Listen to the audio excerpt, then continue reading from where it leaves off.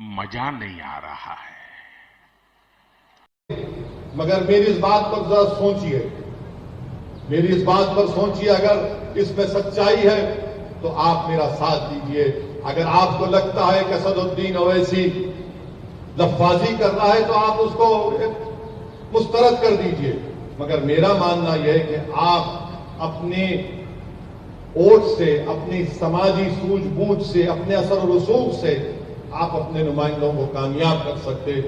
यही बात मैं आपको कहने आया हूं, यही बात मैं आपसे गुजारिश करने आया हूं और आपको ये भी बताने आया हूं और हुकूमत को भी ये बता रहा हूं कि हमने एक बाबरी मस्जिद को खोया, अब दूसरी मस्जिद को हरगिज नहीं खोएंगे। याद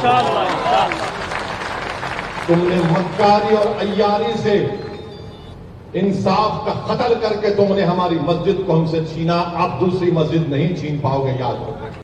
देखिए, एक बार फिर से भारतीय न्याय व्यवस्था पे जो विश्वास है देश का, उसका परिणाम दिख रहा है। अभी क्या क्या निकलेगा वो माननीय न्यायालय के समक्ष जाएगा, उसका हमें इंतजार करना चाहिए। लेकिन मैं दोनों पक्षों से प्रार्थना करता हूं कि इन विषयों पे ओवैसी जैसे जहरीले बयान देने वाले लोगों के झांसे में नहीं आना है।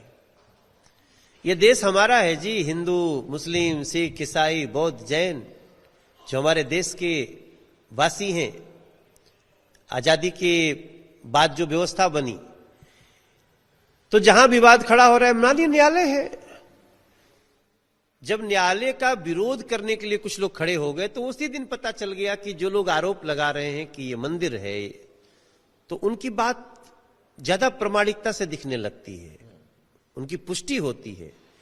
अब हमें भी थोड़ा थोड़ा छन के आ रहा है, लेकिन मैं इस छन के समाचार पे नहीं विश्वास करूंगा। मुझे न्यायालय के सर्वे पे भरोसा है। जो सर्वे होगा उसी के अनुसार वहां का निर्णय होगा। हमें भारतीय न्याय व्यवस्था पे पूरा विश्वास है और हम उसको मानने के लिए सतत तैयार हैं। लेकिन ओवैसी जो हमेशा संविधान की दुहाई देते हैं, जो हमेशा न्यायालय की बात करते हैं, कोर्ट की बात करते हैं, वही कोर्ट के जजमेंट को झुठलाते हैं, वही कोर्ट के निर्णय पर आरोप लगाते हैं, सवाल खड़े करते हैं। और आज उन्होंने ये भी कहा कि कोर्ट जो है वो सही तरीके से काम नहीं कर रहा है और ये जो एक मस्जिद गई है, दूसरी मस्जिद हम किसी कीमत पर नहीं जाने देंगे। भड़काऊ भाईजान बन रहे हैं वो पूरे देश भर के लिए। नहीं, वो अपने अच्छा नाम दिया, वो भड़काऊ भाईजान हो चुके हैं।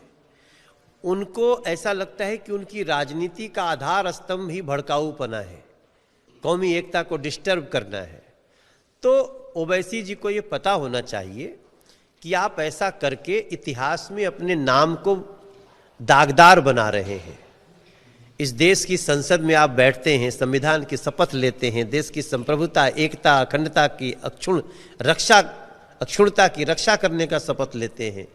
तो इस तरह का बयान से बाज आइए।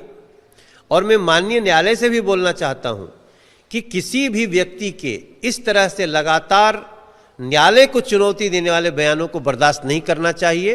एंड ओवैसी साहब के ऊपर निश्चित रूप से कार्रवाई भी होनी चाहिए। राजा जी अपनी शक्तियों का पूरा इस्तेमाल कर रहे हो।